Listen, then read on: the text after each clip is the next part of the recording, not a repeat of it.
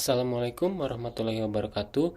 Saya Rio Ilham Hadi. Di sini saya akan menjelaskan Knowledge Management System, sentralisasi data terkait kendala mahasiswa di bidang akademik dan juga administrasi.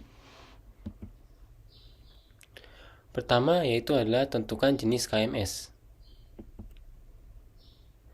Analisa Knowledge Management System terkait sentralisasi data ini, maka jenis KMS yang akan saya gunakan untuk analisa ini yaitu kombinasi antara chapter system, sharing system, dan juga knowledge system. Tentu saja dalam pembuatan suatu KMS butuh kombinasi, karena sistem harus saling terhubung dengan beberapa jenis KMS. 2. Alasan memilih jenis KMS. Alasan saya memilih jenis KMS kombinasi antara chapter system, sharing system, dan knowledge system tentu saja karena suatu KMS untuk sentralisasi data, terutama di bidang akademik dan administrasi, harus saling terhubung dengan mahasiswa lainnya. Chapter system, sistem perekaman yang dapat digunakan untuk mengumpulkan data terkait kendala mahasiswa. Cakupannya beragam, mulai dari survei, formulir, kotak kendala, maupun posting pertanyaan. Sharing system, tentu saja karena setiap kendala mahasiswa bisa berbeda-beda, jenis KMS ini dibutuhkan untuk mahasiswa saling berbagi pengalaman dan solusi kepada mahasiswa lainnya. Knowledge system dapat digunakan untuk mengumpulkan, menyimpan, mengelola informasi terkait kendala mahasiswa, dan juga sistem ini memungkinkan mahasiswa untuk mencari masalah yang relevan, seperti fitur pencarian. 3. Use case diagram. Berikut ini adalah use case diagram yang sudah saya buat. Ada role mahasiswa, staf akademik dan administrasi, dan juga admin. Semuanya membutuhkan akses untuk login. Membutuhkan login untuk mengakses fitur-fitur yang ada, seperti pelaporan masalah, pencarian, pengumuman, respon laporan, kelola pengguna akses, grafik penyelesaian masalah, histori, notifikasi, dan juga formulir permohonan. Berikut ini adalah fitur pada use case. Mahasiswa mempunyai akses terhadap login, pencarian, pelaporan dan respon, histori, notifikasi, dan juga formulir permohonan. Semua role ini membutuhkan login.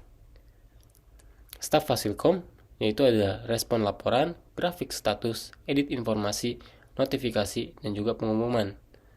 Admin dapat mengelola pengguna dan juga hak akses. 4. Activity diagram.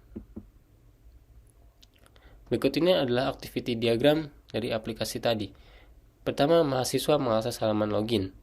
Sistem akan menampilkan form login, NIM, dan password. Lalu mahasiswa menginput NIM dan password. Sistem mengonfirmasi dengan sistem SIA mercubuana. Validasi ketampilan halaman utama jika benar, dan jika salah akan mengirim pesan error. Selanjutnya adalah membuat laporan kendala. Sistem akan menyimpan laporan dan staf Fasilkom merespon laporan kendala. Sistem menyimpan respon dan mengirimkan kepada laporan. Lalu sistem mengirimkan notifikasi kepada mahasiswa. Mahasiswa melihat respon laporan. Mahasiswa juga melakukan konfirmasi bahwa kendala selesai. Sistem menyimpan status selesai. Sistem mengirimkan notifikasi. Lalu staf Fasilkom dapat melihat grafik notifikasi laporan selesai. Sistem akan menyimpan histori dan juga mahasiswa dapat melihat histori. 5. Input data dalam KMS. Input data KMS ada 4, yaitu ada laporan kendala, yaitu berisi nama, NIM, subjek, kategori, pesan, dan juga upload gambar. Kedua, ada respon laporan, yaitu ada respon atau komentar, upload gambar, sisipkan link. Ketiga, ada pengumuman, yaitu ada judul, kategori, dan juga informasi. Permohonan ada judul, kategori, dan juga deskripsi.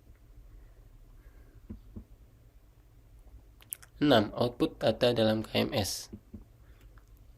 Pertama adalah grafik status penyelesaian masalah, dan kedua adalah grafik masalah direspon. Staf Fasilkom akan melihat grafik ini pada dashboard. Kedua output dalam KMS yaitu adalah output list laporan masalah yang sudah saya desain UI-nya.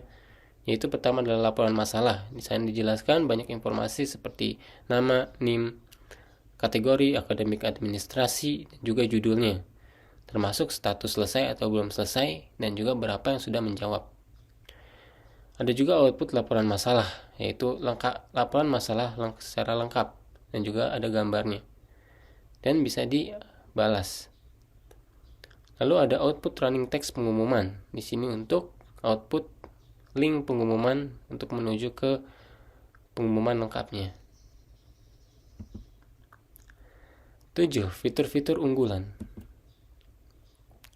Pertama, yaitu melaporkan masalah berdasarkan kategori. Fitur ini akan memungkinkan pengguna untuk melaporkan masalah berdasarkan kategori yang mempercepat proses pemecahan masalah.